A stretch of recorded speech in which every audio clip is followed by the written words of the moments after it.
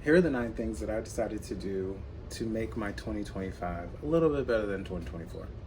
So the first thing is to develop a routine. So I work from home now. Last year I did not, so my routine was kind of set. But this year, going into working from home or going into 2025, I wanted to make sure that I have a clear routine, so that way I can kind of separate the lines of home life and work life. So developing a routine has helped. So something that I think you should do is just define clear lines of when you transition from your everyday home life, or the things, the tasks that you have to do at home, to your work task.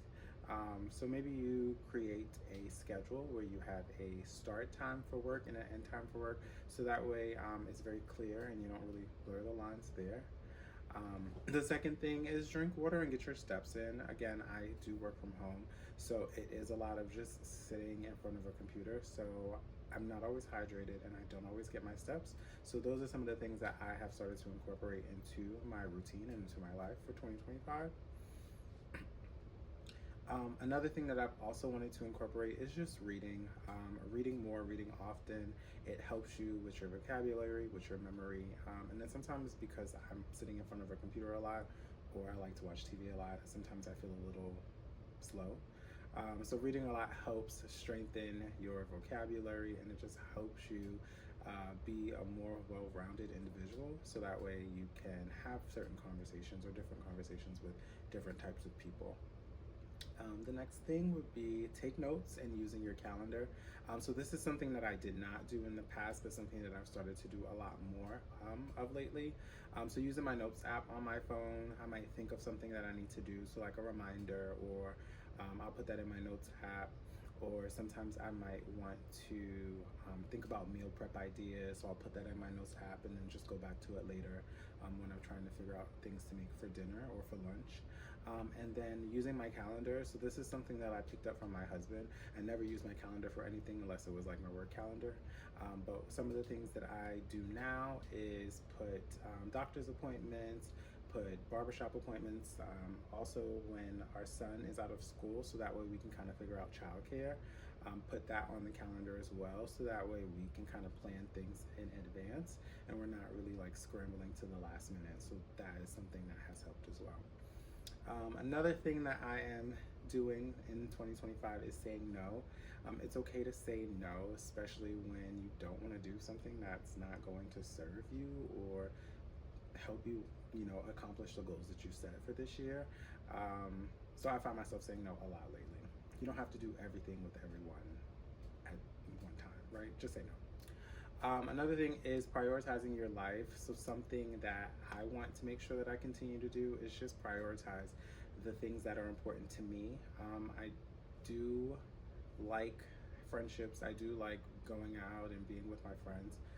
But some of the things that I've decided to do this go around is to kind of just focus on myself, my family, and just the life that I want to create.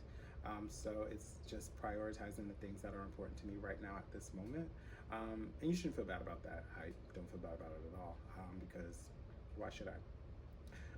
The next thing is to get a hobby. I don't have a hobby, so I'm actually like something that I need to figure out in the next couple of weeks is just testing different things. I would like to say that my hobby is watching reality TV or scrolling on social media, but that's not really a hobby. So find a hobby that works for you, something that can kind of take your mind off of the everyday stresses. So that's something that I'm going to look into, and I'll report back. I think my last thing is just journal. Sometimes you have a lot of thoughts roaming in your mind, and it's always good to put a pen to paper, so that way you can kind of get it out. Something that I've started to do this year is I started to read The Artist's Way, and I have it here somewhere, by Julia Cameron. So I actually have the workbook.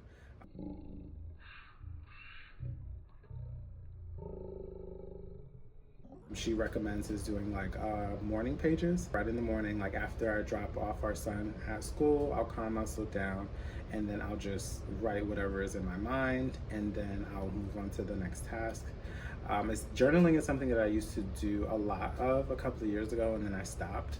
But I'm trying to get back on track and just making sure that I'm like putting my thoughts to paper, so that way my mind is not so cluttered.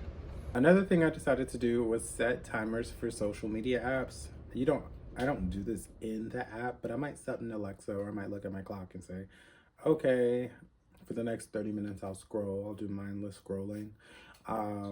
It helps so that way I can kind of control the time and not just like start scrolling and then look up and then it's like, oh, I've wasted an hour on social media. So set a timer for scrolling. It helps so that way the day doesn't get away from you. So those are the things that I am taking into 2025 and just wanted to share them with you. If you have any tips or any habits that you are taking into 2025 to help achieve your goals or to make your life better, please share them in the comments below. But thank you guys for watching. Bye.